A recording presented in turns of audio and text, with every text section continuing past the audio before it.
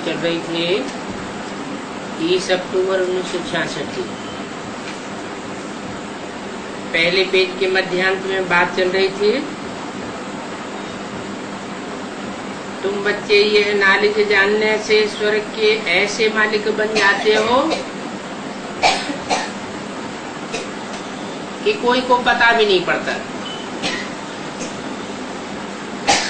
School में पढ़ाई से कोई जज वकील आदि बन जाते हैं, पढ़ाई से ही बनते हैं। जो जितनी पढ़ाई पढ़ते हैं वो उतना ऊंच पद पाते हैं। इन सतयुग के मालिक लक्ष्मी नारायण ने ये किस पढ़ाई से ये पद पाया? तो वकालत की पढ़ाई से वकील बन जाते हैं, जज बन जाते हैं। इंजीनियरिंग की पढ़ाई से इंजीनियर बन जाते हैं। इन लक्ष्मी नारायण ने ये पद कैसे पाया जो विश्व के मालिक बने? कौन सी पढ़ाई से ये पद पाया? उस पढ़ाई का कोई नाम है? जैसे वो स्कूल कॉलेजेस होते हैं, इंजीनियर है, इंजीनियरिंग की पढ़ाई पढ़ते हैं तो इंजीनियर बन जाते हैं। डॉक्टरी की पढ़ाई पढ़ते हैं तो डॉक्टर या सर्जन बन जाते हैं। तो इन लक्ष्मी नारायण ने कौन सी पढ़ाई पढ़ी? कोई पढ़ाई का नाम है या नहीं है? क्या नाम है? राजयोग। कैसा योग? जिसमें रास भरा हुआ है। ये हठ योग नहीं है। बाहुबल की पढ़ाई नहीं पढ़ी है। वो तो राजाएं बाहुबल की पढ़ाई पढ़ाते थे अपने प्रिंस प्रिंसेस को। तीर तलवार चलाना सिखाते थे कि लड़ाई लड़ें, हिंसक युद्ध करें और लड़ाई से राजाई प्राप्त करें। इन लक्ष्मी नारायण ने ऐसा कोई बाहुबल का युद्ध नहीं सीखा। कौन सा युद्ध सीखा?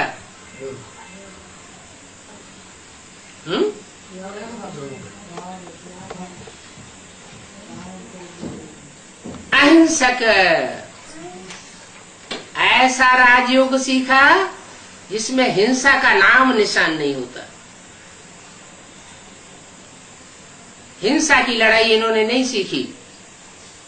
अहिंसक युद्ध भगवान आकर के इनको सिखाते हैं। उस योग बल से विश्व की बादशाही मिलती है। वाइब्रेशन को कंट्रोल करना सीखा है। दृष्टि से वृत्ति को बदलना सीखा है। क्योंकि दृष्टि बदल जाती है तो वृत्ति भी बदल जाती है। ये किसको भी पता नहीं है कि इन्होंने कौन सी पढ़ाई से ये विश्व का राजपद पाया। भगवान वाच, मैं तुम बच्चों को भी राजयोग सिखाता हूं। जो जितना इस राजयोग को सीखेंगे उतने बड़े राजा बनेंगे। नई दुनिया में राजा बनेंगे वो तो अहिंसक राजाएं बनेंगे। ये नई दुनिया जब पुरानी होती है तो देहधारियों के संग में आने से, बाहुबलियों के संग में आने से बाहुबल का युद्ध भी सीखने लग पड़ते हैं। कोई पूछते हैं कि शिवाजी तो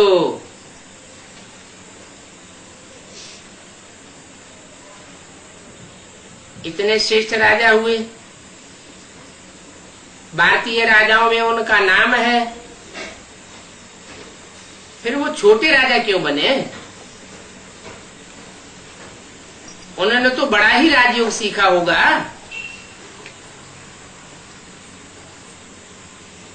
उन्होंने हिंसक युद्ध क्यों किया?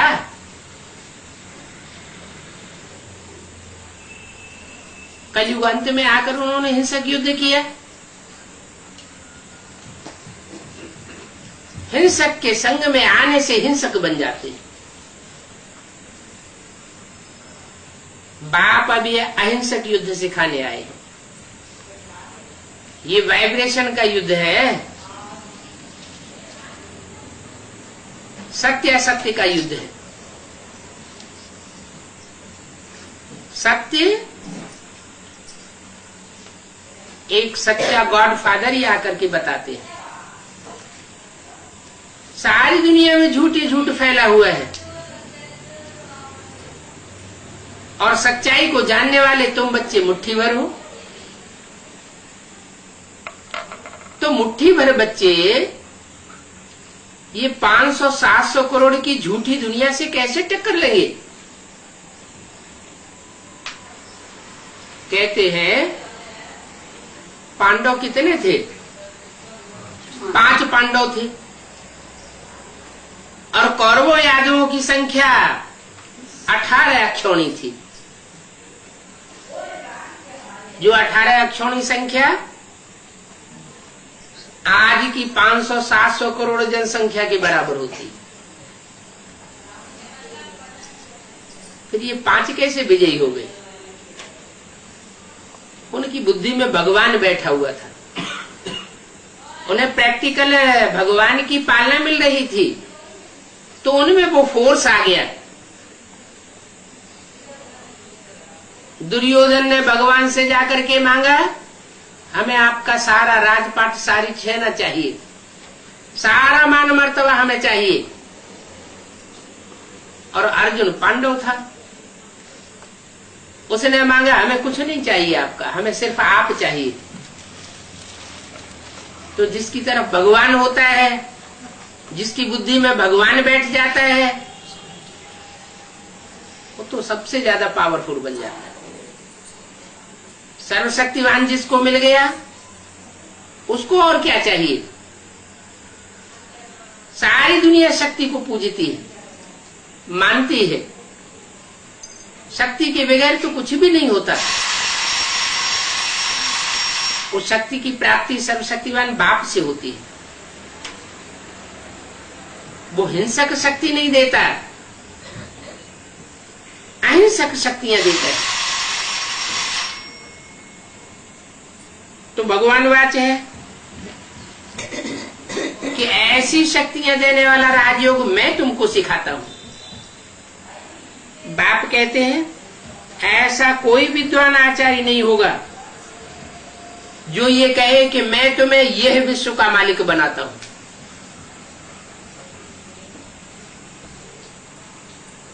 हिटलर, नेपोलियन, बड़े बड़े विश्व विजय की आकांक्षा वाले राजाएं हुए, उन्होंने भी पढ़ाइयां पढ़ी थी। वो पढ़ाइयां पढ़ करके उनकी बुद्धि में भी ये आकांक्षा जागृत हुई कि सारी दुनिया के ऊपर हम राज्य करें।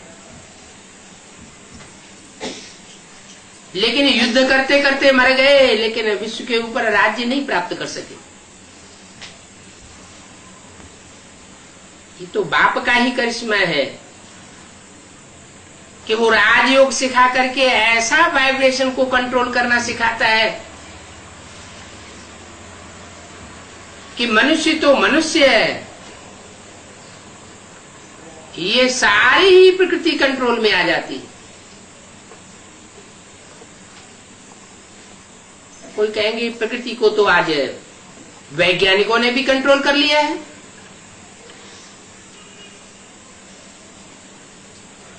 उंगली से बटन दबाते हैं, इशारा करते हैं, पंखा चलने लग पड़ता है।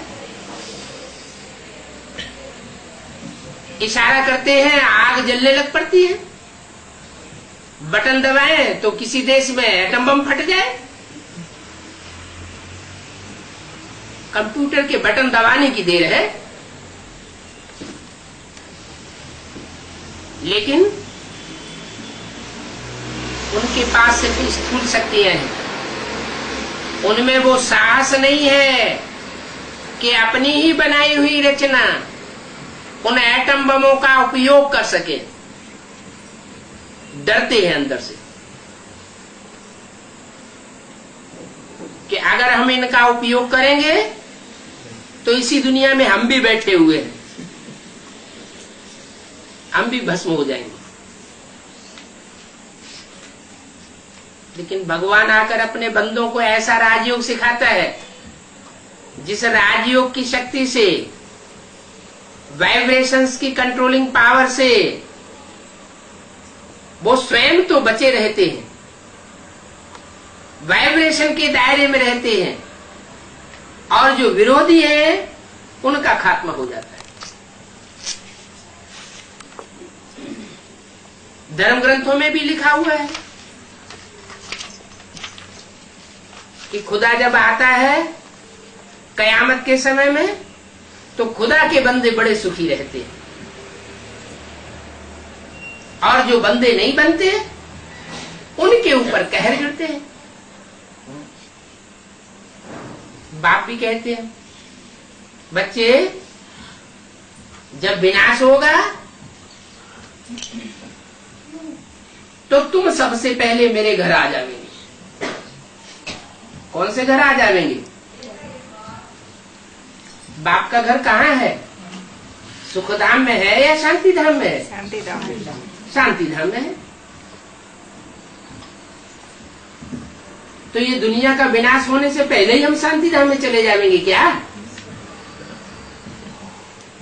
नहीं, हम ऐसी प्रैक्टिस कर लेंगे कि इस देह और देह की दुनिया से बुद्धि योग परे चला जाएगा। इस 500 करोड़ की दुनिया के संग में रहते हुए ये प्रैक्टिस संभव नहीं है। ऐसी स्थितियां परिस्थितियां बन जाएंगी कि हम इस बगुलों के संग को छोड़ करके एक ब्राह्मणों की ऐसी दुनिया में पहुंचना है जहां सिर्फ शांति के वाइब्रेशन फैलाने वाली आत्माएं होंगी, और वो स्थान होगा माउंट आबू।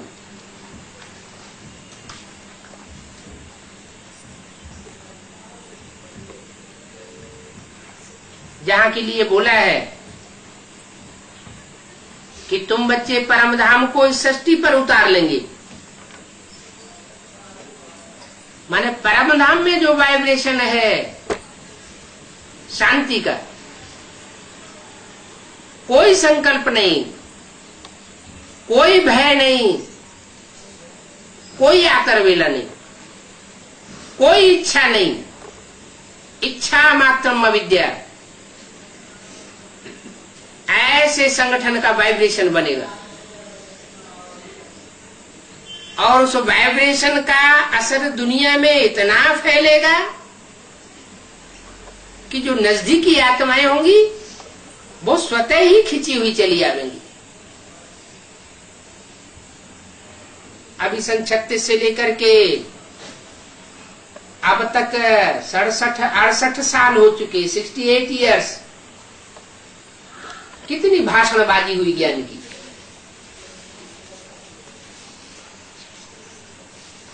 दुनिया में ज्ञान का कोई असर हुआ क्या? लौकिकता बढ़ रही है या घट रही है? बढ़ रही है। लौकिकता बढ़ती जाती है और अलौकिकता ब्राह्मणों की दुनिया में भी घटती जाती है। तो भाषणबाजी का क्या फायदा हुआ? भाषणबाजी तो बड़े बड़े गुरु लोग भी करते रहे, धर्म पिताएं करते रहे, दुनिया नीचे गिरती रही। हम ब्राह्मणों ने भी अब तक यही शूटिंग की है।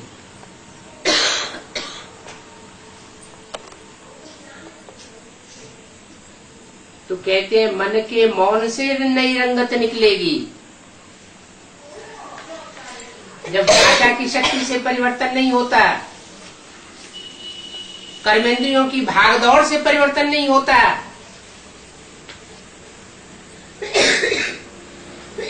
तो मनसा की पावर से परिवर्तन हो जाता है। और वो मनसा की एकाग्रता की पावर अभी परमात्मा बाप हमको दे रहा है, तरीका भी बता रहा है। अभ्यास करो।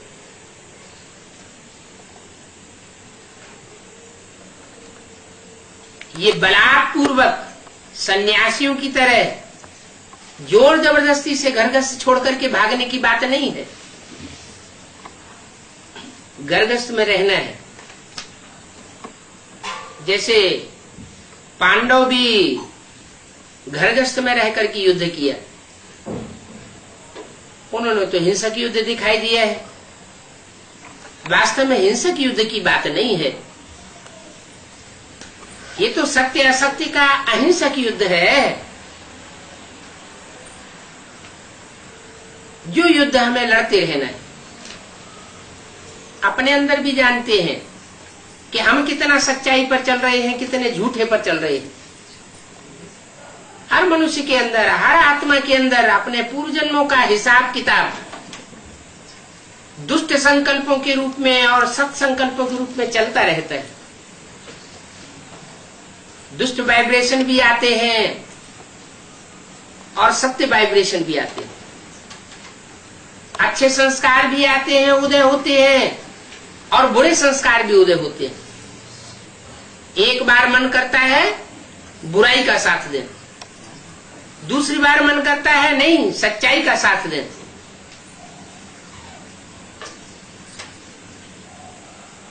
तो युद्ध हमारे अंदर भी चलता है। पहले अंदर के युद्ध के ऊपर भी जीत पानी है। जब अंदर से आत्मा कंफर्म हो जाए, दृढ़ता को प्राप्त कर ले कि यही सत्य है, तब बाहर की दुनिया में युद्ध शुरू होगा। अभी बाप कहते हैं मैंने तुम्हें जो कुछ सुझाया है, समझाया है, वो पत्थर की लकीर के मुआफिक सत्य है। जो भी बातें बताई हैं वो आज नहीं तो कल सच्ची साबित जरूर होगी। उन ज्ञान की बातों में हिलने डुलने की बात नहीं है। अगर संशय बुद्धि हुए तो नशा नीचे गिर जाएगा। जितना जितना ईश्वरीय महावाक्यों पर निश्चय बुद्धि होकर के चलते जाएंगे तो जरूर ऊंचे उठेंगे। तो बाप कहते हैं कि मैं इस पढ़ाई से तुमको यह बनाता हूं। बहुत ऊंची पढ़ाई है और पढ़ाने वाला भी बहुत ऊंचे है। जैसा पढ़ाने वाला होगा वैसी पढ़ाई होगी, उस पढ़ाई का रिजल्ट भी वैसा ही होगा। तुम बच्चे जानते हो लक्ष्मी नारायण की डायनेस्टी इस पढ़ाई से बनी है। कितनी श्रेष्ठ डायनेस्टी थी। 21 जन्म तक उनका राज्य चलता है। इन्हों की सूर्यवंशी राजधानी थी। लक्ष्मी नारायण की सूर्यवंशी राजधानी थी। किसके वंशी? सूर्य के वंश की। तो जरूर है इस ज्ञान को पहले सूर्य ने लिया होगा। भगवान से ये ज्ञान सबसे पहले किसने लिया होगा? सूर्य ने लिया। तो वो सबसे ऊंच पद पाने वाला हुआ। सूर्य इस सौर मंडल का मुखिया माना जाता है। वो तो जड़ सूर्य है। कोई आत्मा चैतन्य ज्ञान सूर्य भी है, और वो चैतन्य ज्ञान सूर्य वो जो जनरेशन बनाता है, जो रचना तैयार करता है, आत्माओं को ज्ञान दे करके आगे बढ़ाता है, फोर्स में लाता है, वो सारी की सारी सेना सूर्यवंशी कही जाती है। ज्ञान भी पहले सतो प्रदान होता है। बाद में धीरे धीरे सतो से रजो, रजो से तमो बनता जाता है। यज्ञ के आदि में सुप्रीम सोल परमात्मा बाप ने जिसमें पहले पहले प्रवेश किया ज्ञान देने के लिए,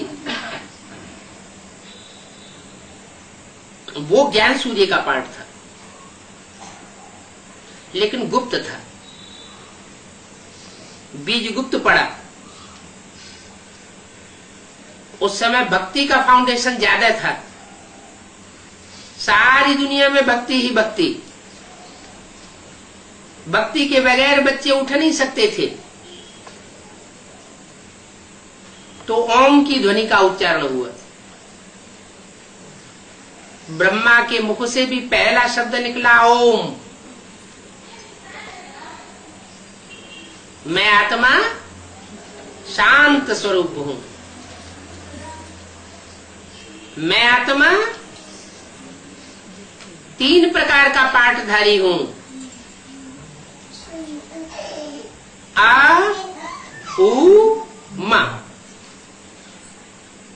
मैं आत्मा ही अपने लिए अपनी दुनिया रचने वाली हूं।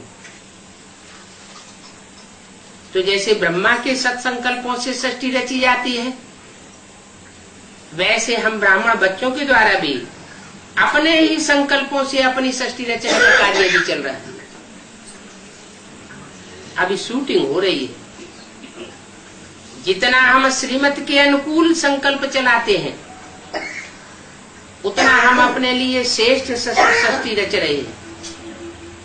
और जितना मनमत या और दूसरे मनुष्य गुरुओं की मत पर प्रभावित होकर के दुष्ट संकल्प चलाते हैं या श्रीमत के बरखिलाफ संकल्प चलाते हैं, उससे हमारे लिए दुख की सृष्टि सृजन हो रही है।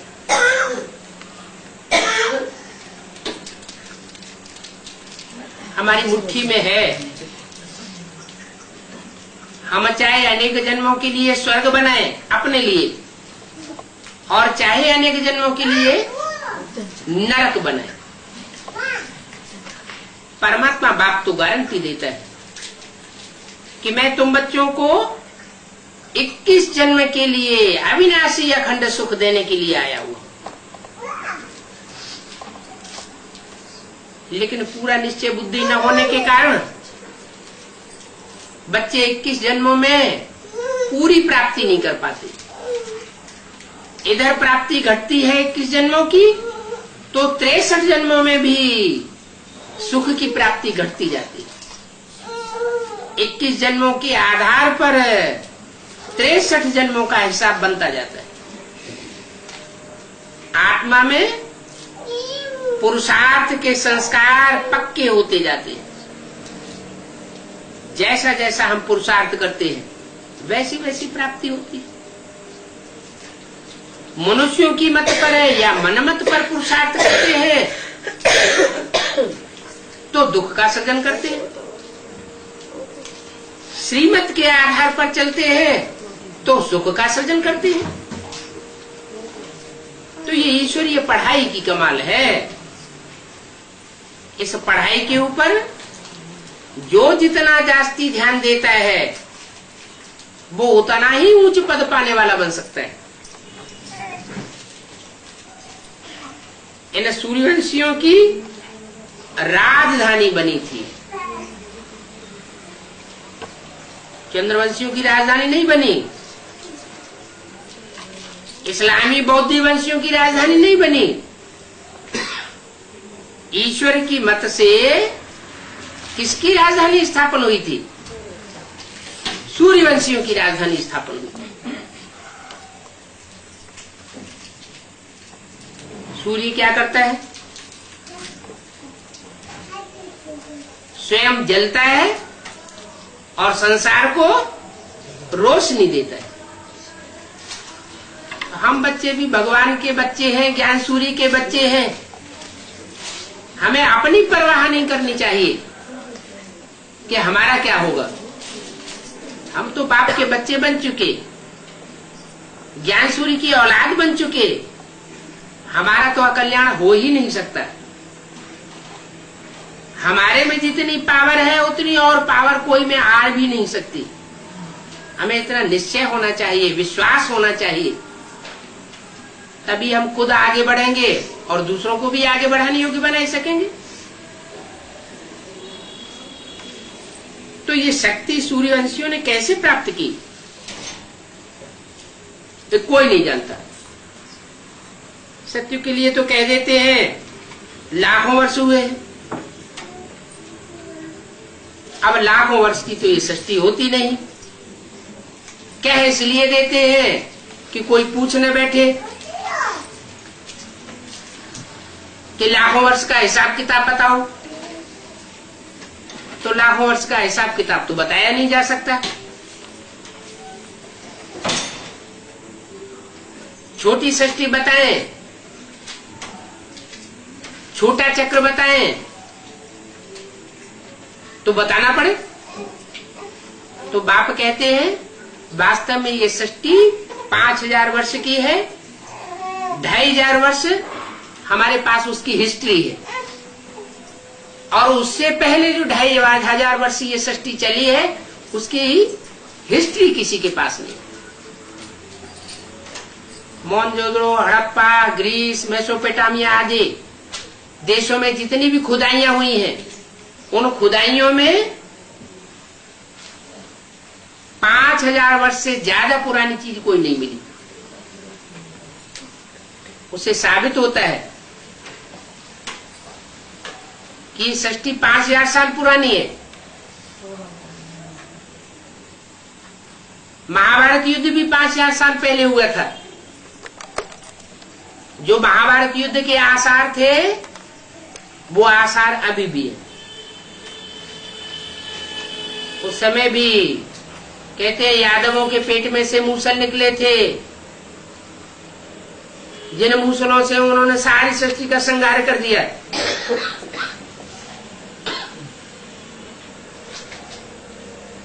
वो पेट के मूसल नहीं थे। तो प्रतीकात्मक भाषा है। ये बुद्धि को भी पेट कहा जाता है। बुद्धि रूपी पेट में से ये मिसाइल से निकले थे। इन मिसाइल्स से सारी दुनिया भस्म हुई थी। अभी बाप कहते हैं फिर से वही दुनिया तैयार हो गई। अभी फिर से वही एटॉमिक एनर्जी तैयार हुई पड़ी है। 5000 वर्ष पूरे होने जा रहे हैं। ये मिसाइल्स फटेंगे, एटम बम छुटेंगे, और ये 500-700 करोड़ मनुष्यों की दुनिया खलास हो जाएगी। जो राजयोगी बचेंगे वो ध्यान में इतने तल्लीन रहेंगे कि उनकी श्वास प्रश्वास की प्रक्रिया बहुत धीमी हो जाएगी। जब श्वास ही नहीं लेंगे, इतने ध्यानमग्न हो जाएंगे कि श्वास लेने की ही बात न रहे, इंद्रियां अपना काम ही करना बंद हो कर दें, एकदम निश्चल हो जावे, तो इंद्रियों का भोग भी अनुभव नहीं होगा। एटॉमिक एनर्जी का जो विस्फोट होने का सामान है, जो वातावरण को दूषित करता है, उस प्रदूषण का असर उन राजयोगी आत्माओं के ऊपर नहीं होना है, क्योंकि उनकी श्वास प्रश्वास की प्रक्रिया धीमी हो जाएगी। और जिन्होंने नहीं सीखा है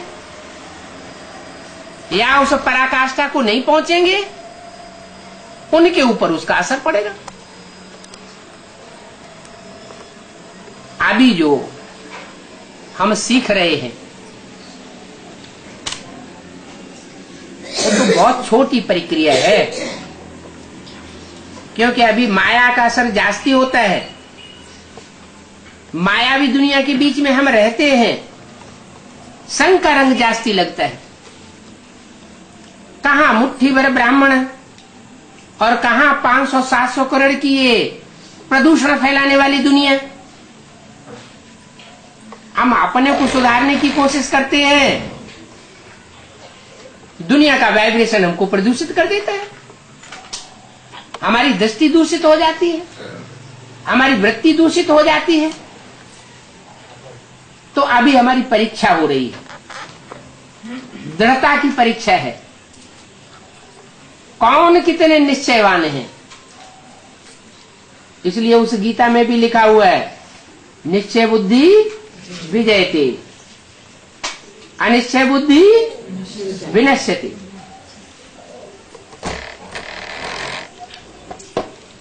तो घड़ी घड़ी जो हमारी परीक्षाएं हो रही हैं, वो हमको निश्चय बुद्धि बनाने के लिए हो रही है। आखिरी में जब हम निश्चय बुद्धि पक्के बन जाएंगे नंबरवार पुरुषार्थ अनुसार, तो हम अपने वतन की ओर चले जाएंगे। कुछ ऐसे सर्कमस्टांसेस बनेंगे कि हम इस दुनिया में रह नहीं सकेंगे। जो बोला है, हंस बगुले इकट्ठे रह नहीं सकते। सारी दुनिया गंध खाने वाले बगुलों की है। गंध खाने को वो बहुत बड़ी उपलब्धि समझते हैं, और हमारी बुद्धि में ये बात बैठी हुई है कि ये गंध की दुनिया अब नष्ट होने वाली है। जैसे कौआ है, विष्ठा खाता है तो उसमें ही उसको बहुत मजा आता है।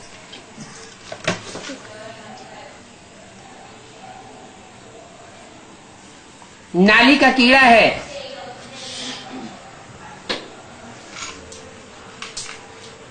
और नाली में ही सुख रहता है। उसको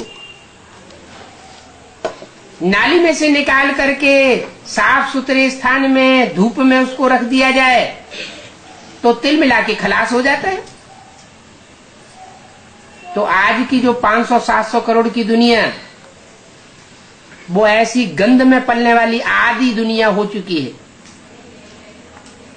हम आत्माएं तो सतयुग में देवताएं थे, देवता ही हमारे संस्कार थे। ये तो अब भ्रष्टों के संग में आते आते हम ऐसे बन पड़े हैं, ऐसे भ्रष्ट बन पड़े हैं कि हम अपने स्वरूप को भूल गए। हमारी बुद्धि में ये पक्का बैठता नहीं कि हम ही सूर्यवंशी देवताएं थे। जब ये निश्चय बुद्धि हो जाएगा, अटल निश्चय हो जाएगा, तो फिर हमारा ट्रांसफर होगा। हम ऐसे संगठन में पहुंचेंगे जहां एक ही प्रैक्टिस रह जाएगी। क्या? एकाग्रता की। और वो एकाग्रता की प्रैक्टिस इतनी पराकाष्ठा को पहुंचेगी कि इंद्रियां निश्चल हो जाएंगी। जो बोला है, याद में रहने वाले के नेत्र भी एक टिक हो जाते हैं।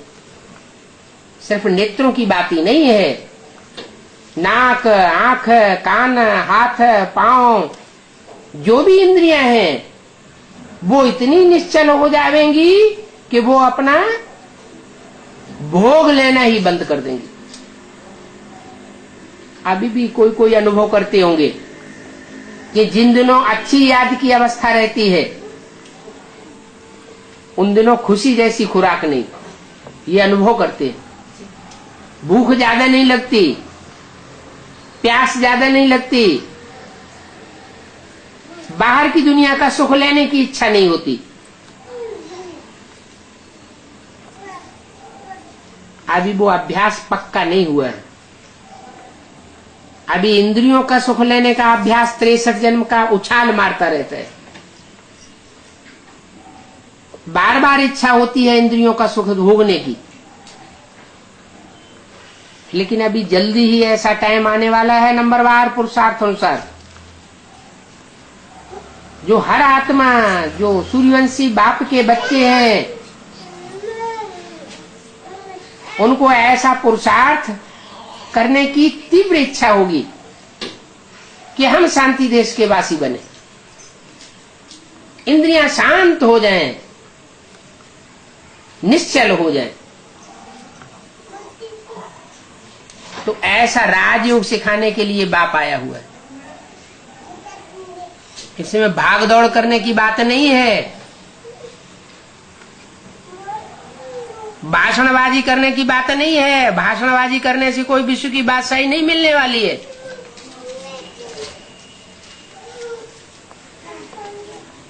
ये इंद्रियों को कंट्रोल करने से विश्व की बादशाही मिलती है।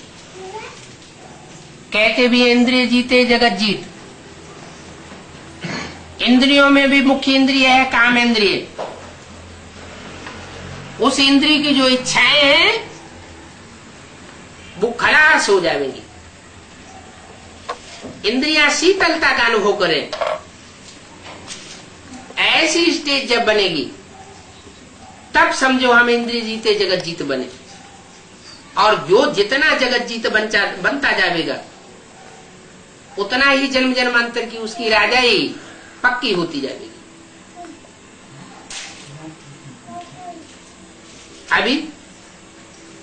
अभी की अवस्था में और जो भविष्य में अवस्था बनने वाली है उसमें जमीन आसमान का फर्क है।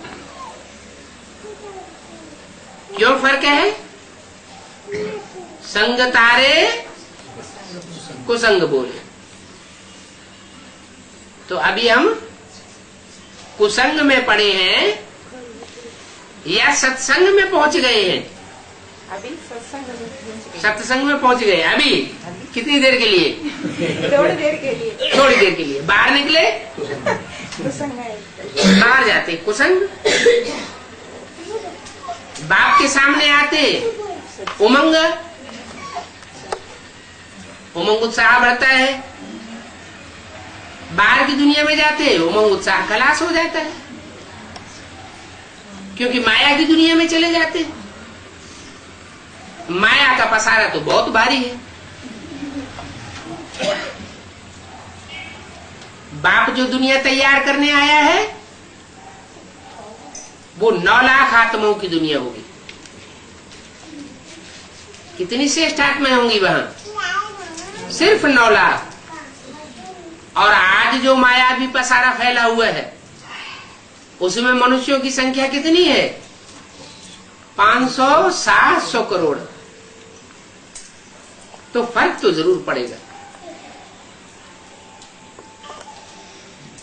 गीता ये फैमिली प्लानिंग का शास्त्र है। दुनिया की जो गवर्नमेंट्स है वो बहुत कोशिश कर रही है कि जनसंख्या की वृद्धि ना होने पाए, लेकिन सब नाकामयाब होते जा रहे हैं। अभी बाप आए हैं, सबकी इच्छा पूरी कर देंगे। जो गीता ज्ञान सुनाए रहे हैं उस गीता ज्ञान से अच्छी खासी फैमिली प्लानिंग हो जाएगी। कितने बचेंगे? सिर्फ 9 लाख बचेंगे। उनमें भी 4.5 लाख जन्म देने वाले जो अपनी काया को कंचन बनावेंगे इसी जन्म में, और 4.5 लाख जन्म लेने वाले। दोनों ही प्रकार की आत्माएं राजयोग अभी सीख रही है। कोई अपने शरीर से राजयोग सीख रहे हैं और कोई दूसरों के शरीर में प्रवेश करके राजयोग सीख रहे हैं। ये बात का किसी को पता ही नहीं चलता। क्या एडवांस पार्टी और बेसिक की वो आधार मूर्त पार्टी जो पक्की चंद्रवंशी है, ज्ञान चंद्रमा के बच्चे हैं। ब्रह्मावत्स है, वो ब्रह्मावत्स शरीर छोड़ते जा रहे हैं। उनकी पहुंच सिर्फ ब्रह्मा तक है, ज्ञान सूर्य तक नहीं है। वो ज्ञान सूर्य के डायरेक्ट बच्चे नहीं बन सके। इसलिए उनकी बुद्धि में ये बात नहीं आती कि नई दुनिया कैसे बनेगी, और तुम्हारी बुद्धि में ये बात प्लानिंग चलती है, विचार चलता है कि आखिर नई दुनिया कैसे बनेगी। उसके लिए हमको क्या करना होगा, क्या प्लानिंग बनानी होगी, कहां तक आगे बढ़ना होगा। तो दो तरह के बच्चे हैं दोनों आत्मा रूपी बच्चे। एक है सूक्ष्म शरीर में रहने वाले, उनकी पहुंच है सूक्ष्म शरीर तक, और एक वो है जो सूक्ष्म शरीर से भी परे बीज रूप स्टेज तक पहुंच जाते हैं। आत्मिक स्थिति में स्थित रहना उनके लिए सहज हो जाता है। देह और देह की कर्मेंद्रियों को भूलना, देह के संबंधियों को भूलना उनके लिए आसान हो जाता है। लेकिन अभी अल्पकाल के लिए वो प्राप्ति महसूस करते हैं।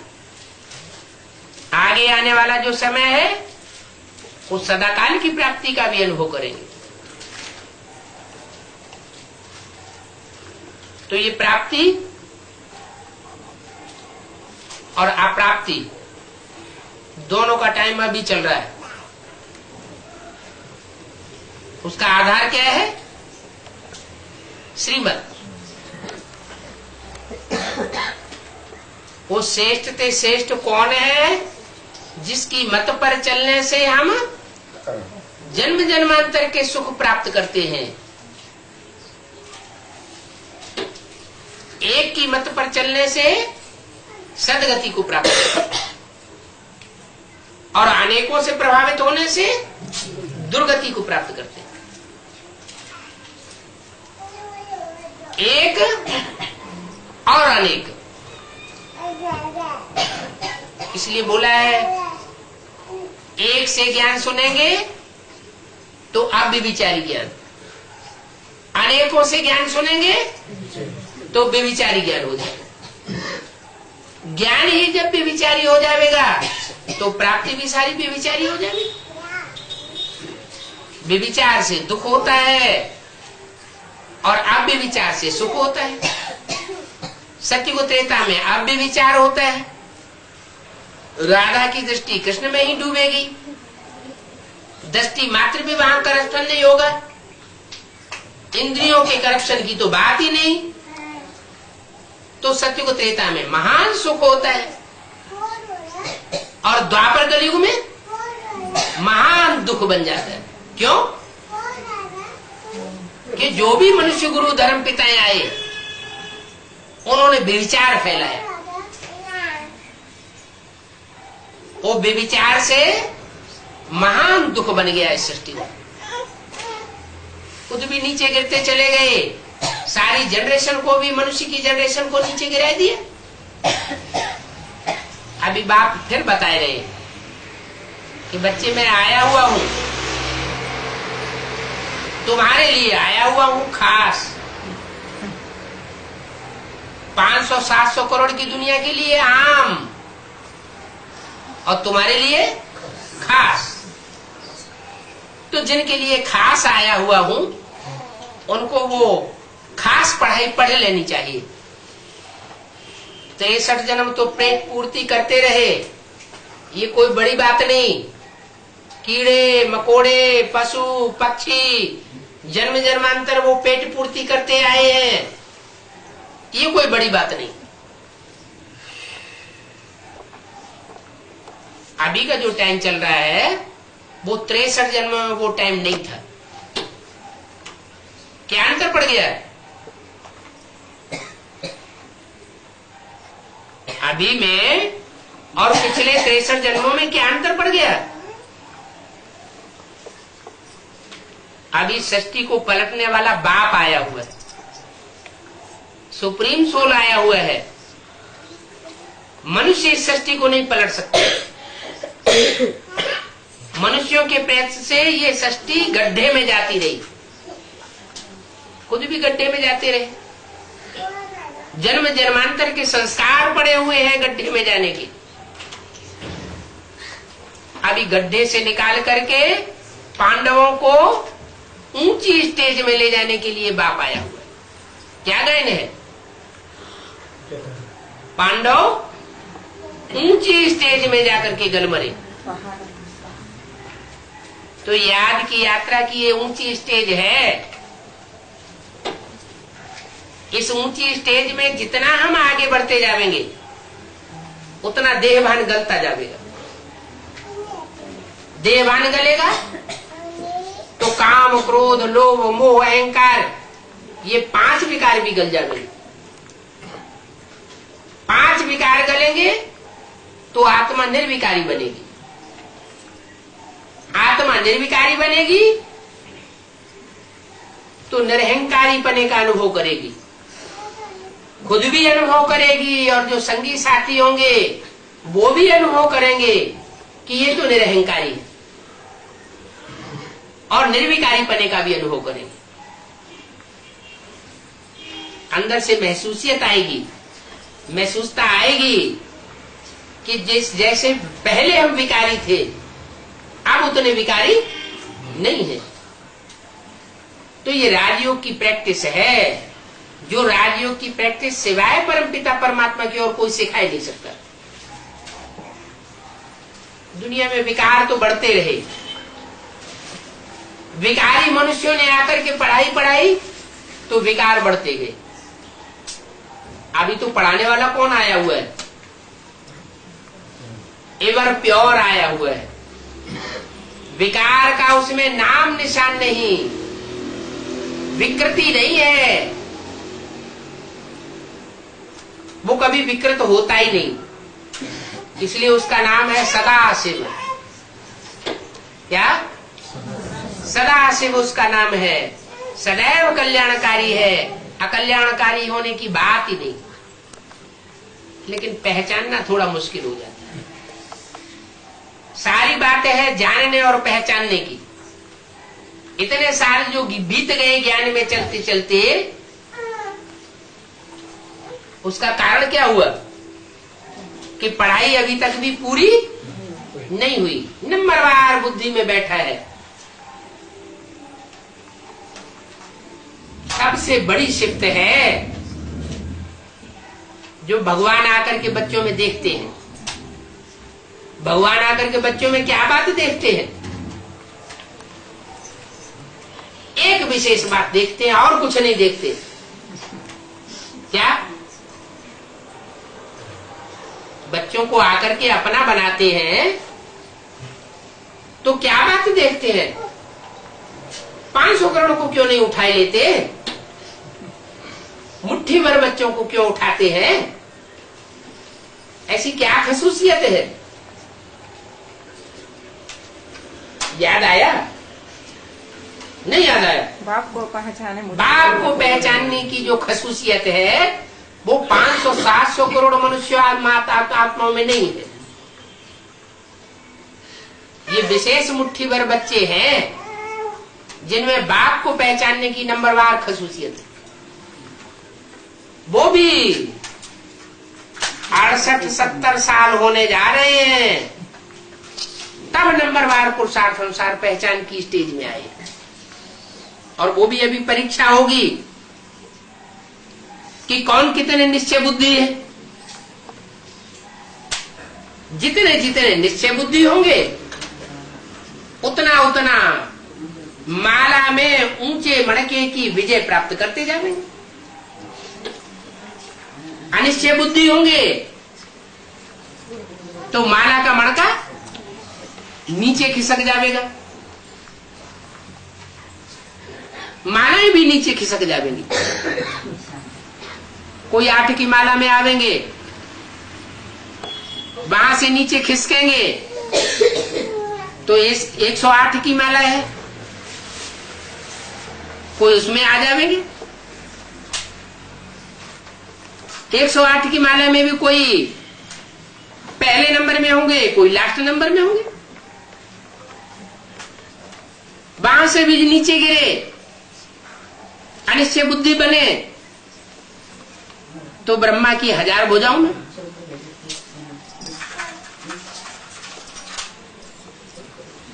सहयोगी बन करके रहेंगे। जैसे राजा का सहयोगी होता है राज्य अधिकारी, सेनापति होता है, आमात्य होता है, तो राज्य अधिकारी सहयोगी होता है ना। तो ऐसे सहयोगी बन करके रहेंगे, राजा नहीं बनेंगे। राजा नहीं बनेंगे, सहयोगी बनेंगे, तो ब्रह्मा की 1000 भुजाओं में आ जाएंगे। जो गायन चलता है श्री श्री 1008, उससे भी नीचे गिरेंगे, उस माला में भी नहीं आवेंगे, तो 16108।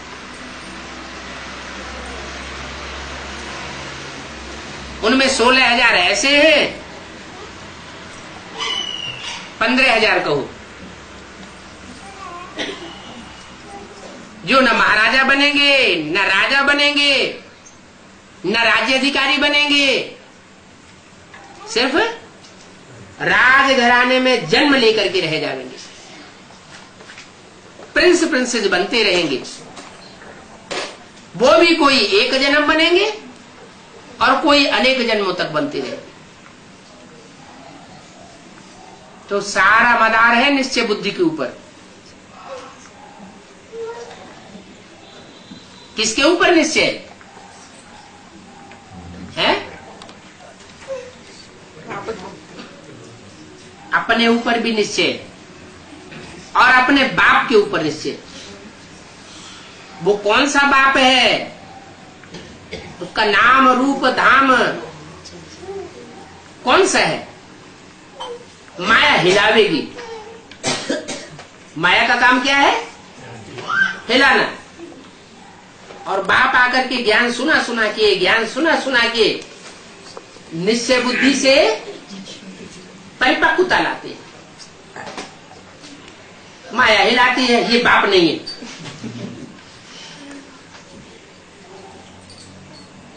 जो निश्चय बुद्धि बच्चे हैं वो कहते हैं नहीं, यही बाप है, दूसरा कोई हो नहीं सकता।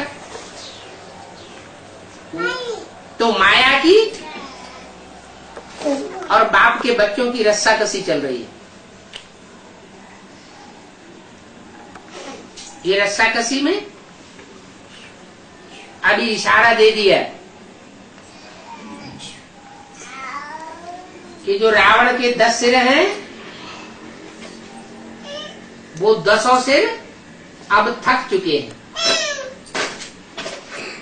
माया को यह महसूसता आने लगी है कि अब हमारा राज्य जाने वाला है,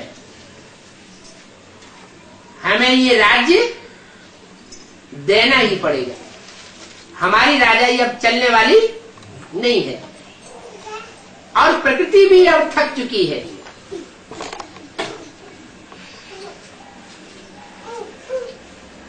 वो भी अपना आखिरी दांव लगाएगी। कोई थक जाता है ना, हिम्मत हार जाता है, तो अपना आखिरी दांव लगाता है। तो अभी माया भी आखिरी दांव लगाने के लिए तैयार हो गई। प्रकृति भी तैयार बैठी है, दोनों हाथों में झाड़ू लेकर के। अब निश्चय बुद्धि और अनिश्चय बुद्धि की परीक्षा होने वाली है। कोई ऊंचा इम्तिहान पास करेंगे तो अष्टदेव में आ जाएंगे। दुनिया में परीक्षाएं होती है ना, कोई IAS बनते हैं तो बड़े बड़े ऑफिसर बन जाते हैं, कोई PCS बनते हैं। तो ये भी ईश्वरीय परीक्षाएं होने वाली है। सबसे बड़ा परीक्षक है माया, उसके बाद दूसरा परीक्षक है प्रकृति। कौन? प्रकृति कौन? चैतन्य प्रकाश कौन? चैतन्य कौन? जगदम्बा। हाँ जी। सबसे बड़ी परीक्षा की माया और उसके बाद प्रकृति, दोनों मिलकर के जबरदस्त परीक्षाएं लेंगी। दोनों एक दूसरे की सहयोगी बन जाएंगी। तो अभी तक जितनी पढ़ाई की पावर भरी है, किसने कितनी पावर भरी है वो पता लगने वाला है। ये आखिरी फाइनल परीक्षा होने वाली है। इस परीक्षा में फेल हो गए तो कल्प कल्पांतर की, जन्म जन्मांतर की बाजी चली जाएगी। अष्टदेवों की लिस्ट से नीचे निकल गए तो फिर किसी कल्प में अष्टदेव नहीं बन सकेंगे। विजयमाला से नीचे निकल गए तो कोई भी जन्म में फिर विजयमाला के दाने नहीं बन सकेंगे। जिन विजयमाला के दानों को हर धर्म की आत्मा स्मरण करती है, कोई धर्म ऐसा नहीं है जिसमें माला का स्मरण न होता हो, स्मरण न होता हो। उन्हें 108 श्रेष्ठ आत्माओं को हर धर्म के लोग स्मरण करते हैं। कोई धर्म में 100 की माला है, कोई धर्म में पूरे 108 की माला है। कम जास्ती हो सकते हैं, लेकिन ऐसा कोई धर्म नहीं है नास्तिक धर्म को छोड़ करके जो माला के स्मरण न करता हो। तो कितनी श्रेष्ठ आत्माएं होंगी, लेकिन उनकी संख्या निश्चित है। कितनी 108। इतनी बड़ी बड़ी दीदी, दादी, दादाएं, इतने पुराने ज्ञान में चलने वाले,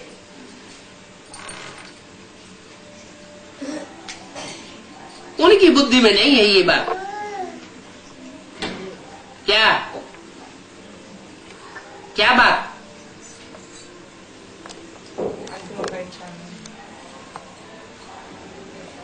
कि माला के मणके कैसे बनते हैं। तुमने पूरी गहराई को जान लिया है।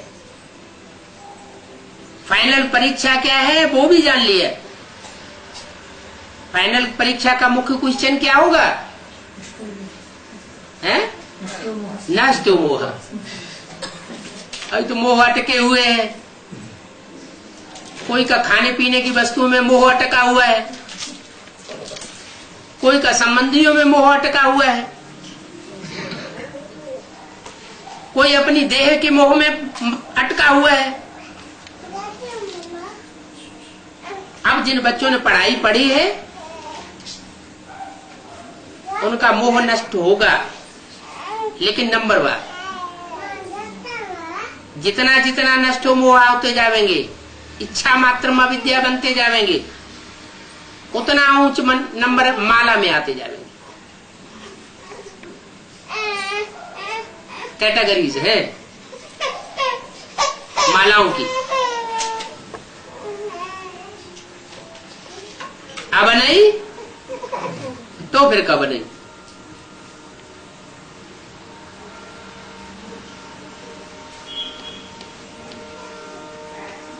अभी तो लास्ट चांस आ गया पढ़ाई का। पढ़ाई पढ़ाने वाला कौन सी भाषा में पढ़ाता है? हिंदी भाषा में। माँ बाप बन के आया हुआ है, तो माँ बाप बन के आया हुआ है तो बच्चों की भाषा कौन सी होनी चाहिए? माँ बाप की भाषा होनी चाहिए। इतनी बात बताए रहा है स्पष्ट, तो भी बुद्धि में बात बैठती नहीं। क्या कि बच्चे कब कहे जाएंगे? या तो छोटे बच्चे कहे जाएंगे। छोटे छोटे बच्चे होते हैं ना, जो गोद में खेलने वाले, वो कौन सी भाषा बोलते हैं?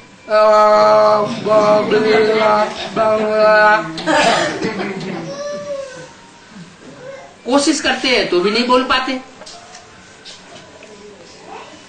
तो पक्का कर देना है क्या कि रोज क्लास करना है बाबा का। क्लास माने संगठन क्लास, ऐसे नहीं घर में मुरली सुन ली। क्या सोसाइटी जब तक चेंज नहीं करेंगे तब तक भाषा नहीं आ सकती। कम से कम बोलना तो बिल्कुल नहीं आएगा। ऐसे ऐसे हैं बीए एमए अंग्रेजी में पढ़ लेते हैं, अंग्रेजी पढ़ना जानते हैं, अंग्रेजी समझना जानते हैं, लेकिन अंग्रेजी बोलना नहीं आता। क्यों नहीं आता? क्योंकि कॉन्वेंट स्कूल में नहीं पढ़े, इंग्लिश मीडियम में पढ़ाई नहीं पढ़ी।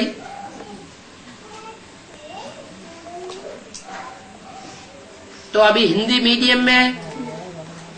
मीडियम के स्कूल का पढ़ाई पढ़ने के लिए क्या करना पड़े? बाप तो रोज पढ़ाई पढ़ाता है? कैसेट में, वीसीडी में, डीवीडी में, कौन सी भाषा में पढ़ाई पढ़ाता है? हिंदी में पढ़ाई पढ़ाता है। तो रोज पढ़ाई पढ़ना चाहिए या नहीं पढ़ना चाहिए? है? पढ़ना चाहिए। लेकिन क्या करते हैं? अपने घर में बैठ जाएंगे टीवी खोल के। अरे क्या होता है वहां क्लास में भी तो वही तो सुनने को मिलता है, वही तो देखने को मिलता है। हम अपने घर में, हमारे घर में टीवी नहीं रखा हुआ है, अहंकार आ जाता है। लेकिन नहीं, संगठन, यूनिटी कलयुग की सबसे बड़ी शक्ति है। इन इस्लामियों ने द्वापर और कलयुग में सारे विश्व के ऊपर फैल करके इतना राज्य किया। उसका कारण क्या था? उन मुसलमानों की बुद्धि का संगठन काबा में, मक्का मदीना में रखा रहता है। बुढ़ा हो जाएगा मुसलमान तो भी उसकी बुद्धि में ये ललक बनी रहेगी कि मैं एक बार मक्का मदीना में जाकर के हज करूं, सबके साथ बैठ करके। उनकी ये मान्यता है कि अकेले नमाज पढ़ेंगे, उसके मुकाबले मस्जिद में जाके नमाज पढ़ेंगे तो 10 गुना फल होगा। अजमेर शरीफ में जाकर के नमाज पढ़ेंगे, वो जामा मस्जिद में जाके नमाज पढ़ेंगे तो उसका 10 गुना माने 100 गुना। अजमेर शरीफ में जाकर के नमाज पढ़ेंगे तो 1000 गुना सवाब मिलेगा, और काबा में जाकर के नमाज पढ़ेंगे तो 1,00,000 गुना सवाब मिलेगा। ये तो उनकी कहने की बात है, लेकिन वास्तव में बात यहाँ की है। जितने भी संगठन के बड़े बड़े प्रोग्राम्स होते हैं वो जरूर अटेंड करना चाहिए। गीता पाठशाला में तो रोज ही जाना चाहिए। गीता पाठशाला में क्लास करेंगे तो पक्का कर देना हिंदी ही बोलना है। क्या टीचर्स को ये पक्का कर देना, स्टूडेंट को ये पक्का कर देना कि हिंदी बोलना है, दूसरी कोई भाषा नहीं बोलना है। तो भाषा बोलना आ जाएगा तो कम से कम बाप के बड़े बच्चे तो बनेंगे। छोटे छोटे बच्चे क्या पढ़ाई पढ़ेंगे? ओम